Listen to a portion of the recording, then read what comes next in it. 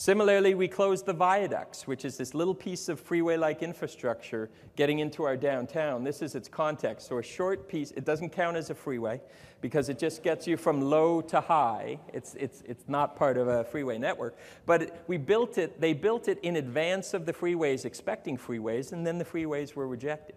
But they've sat there, and the question is, because we closed them during the games and the world didn't end, I held an idea competition called Reconnect and asked, is this the best we can do? We got 130 submissions from 30 countries, everything from turning them into a high line like New York City, or lots of different scenarios for turning them down. It was tearing them down. It was on the front pages of newspapers all over the city, and it fundamentally made the public rethink their assumption that these things were necessary, that the world would end if we tore them down. We showed a different vision, and that changed the public's mindset. So now this is the prevailing concept and vision, that there would be a multimodal boulevard going through and a lot of green space and public space and some new developments. Similarly, elsewhere in the downtown, we had these civic celebrations during the games. This wasn't every day. Pretty good party, right? This wasn't every day during 17 days. This is when the Canadian team beat the American team in overtime in hockey to win the gold medal. Exactly. Or as we like to call it, the best moment in human history. This would be if the All Blacks defeated everyone. Is rugby an Olympic sport yet? Awesome, awesome. Well, this really showed all the city that these streets were the living rooms of the city, and it fundamentally changed the public's perception of how these streets could be transformed. Maybe just seasonally, maybe during the summer. But we started our Open Streets program, Viva Vancouver is what we called it, and we started to transform these spaces seasonally or year-round. Parklets, urban installations of all sorts of types, some of which you folks are doing as well, I know. But this has been transformative for us, and again, thinking that streets could be something other than mobility. And I wanted to show this to you because I say this to cities. There's a lot of really simple ideas out there that could strengthen cities, but it's remarkable how hard we can make simple things, simple ideas, through our bureaucracy, through our risk aversion. And this is the example I show to cities. I show your city. I show what you can do with simple paint to create a public realm in a parking lot. Simple, cheap, easy, right? So you are my example for this, for international cities. Although I saw a lot in Christchurch, you might get bumped based on some of the things I saw in Christchurch. I saw this in Wellington. Do you know this piece of public space? And they had this sign, "It's true you can't live here by chance. You have to do and be, not simply watch or even describe. This is a city, the city of action, the world headquarters of the verb." I love that. I think that's great. That should be our motto and our mantra for how we build waterfronts. So I'll leave you with a few thoughts. Plan like you love cities. I certainly do. Listen like you love opinions. You're not just there to check a box of process. Opinions can help educate you with more wisdom to do things better. Design like you love people, and always challenge the word can't. Thank you very much.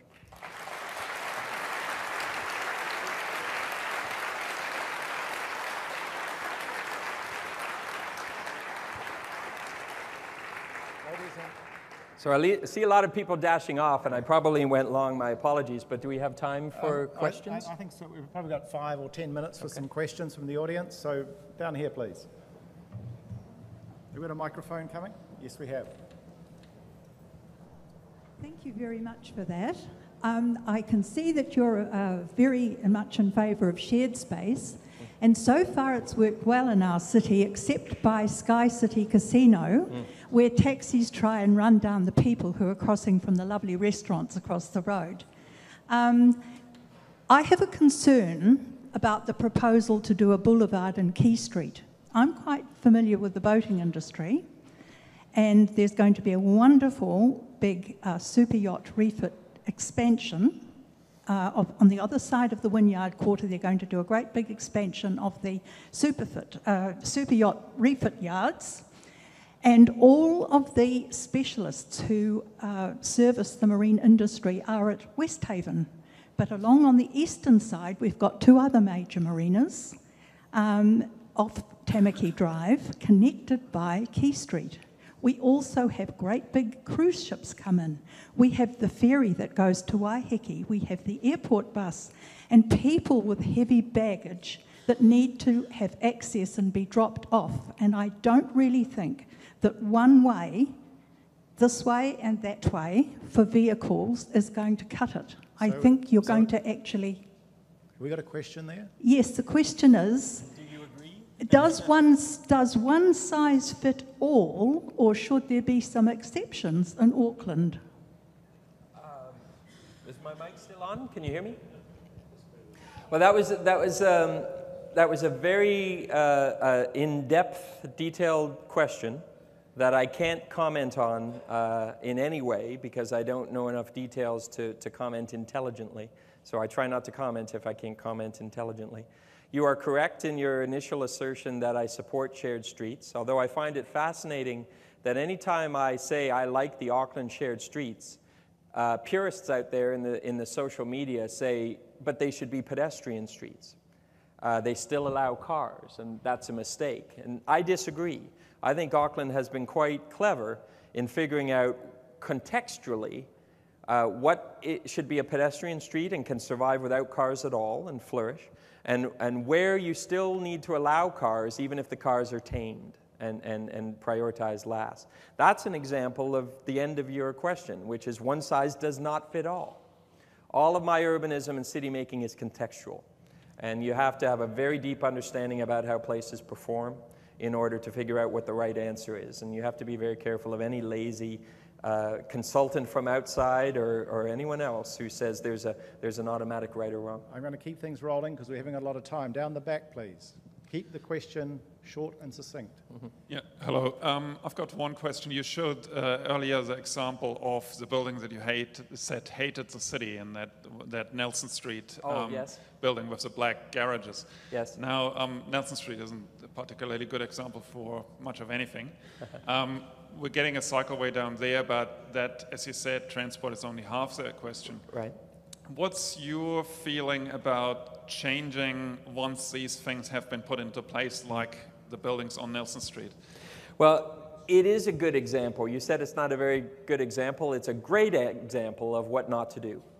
And it's really important to identify those great examples of what not to do. And it's not just how it makes the point that the debate about tall buildings should be less about the height of buildings and more about the nature of the design of tall buildings. We focus entirely too much on how tall instead of the quality. And you look at not just the way those buildings land, which is horribly, but there's 3 buildings in a row, I believe, that are very close to each other. It's the exact antithesis to how we do tall buildings. The buildings are big and close together, and they land poorly.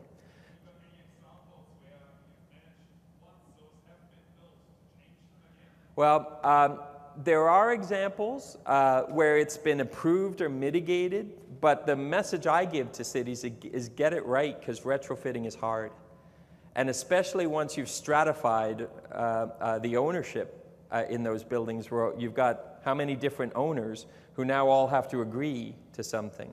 So I can think of some examples where things have been improved, but my main message is have a higher expectation, because you don't necessarily have the luxury of going back and fixing your mistakes later. You're kind of stuck with them in some ways. One or two more down the back. Got you there.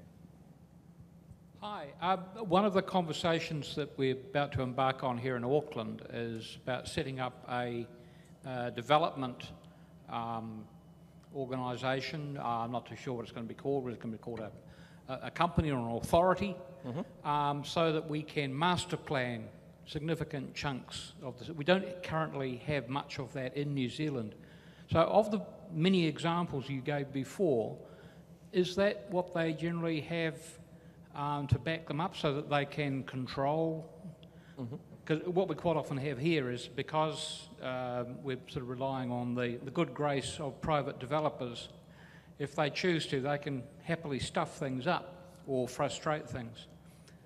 So what's the general pattern that you're encountering around the world in projects you've worked on? Well, the most common development organizations are waterfront organizations. Your model is not unusual in the sense that many cities are setting up development corporations to do their waterfronts.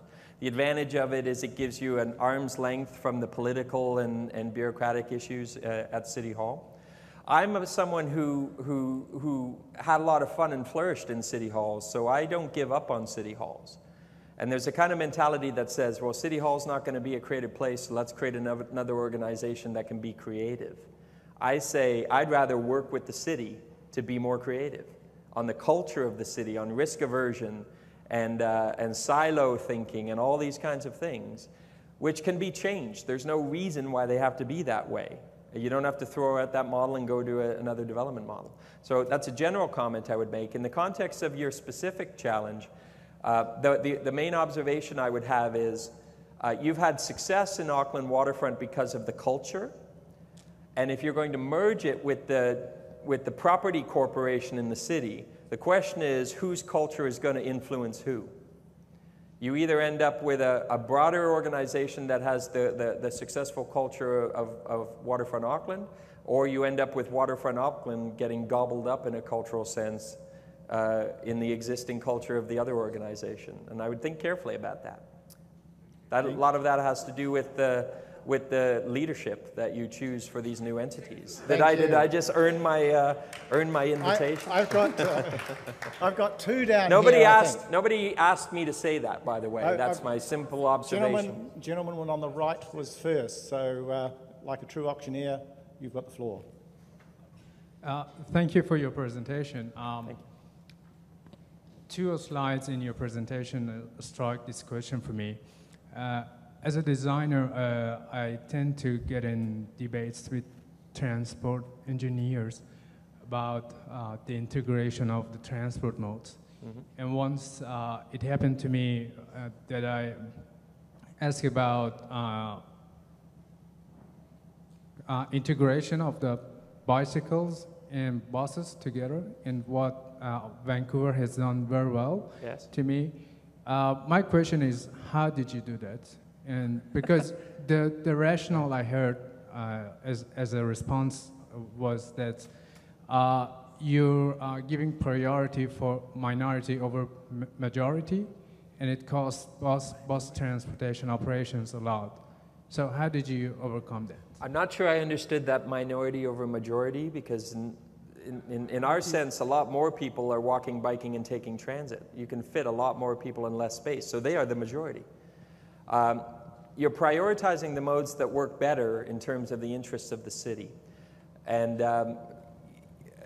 the whole issue of integrating cycling and buses, are you one of those cities that is mixing cycling into bus-only lanes? I don't like that. That's... I think we had this conversation in Wellington too. It's a very dangerous situation for cyclists. What to me that tells me is you've got a bus area, let's throw the cyclists in there too. It shows you don't really care about cyclists, is my read of that, my interpretation of that. And in terms of the overall point you make about urban design, well, never mind, I'll move on.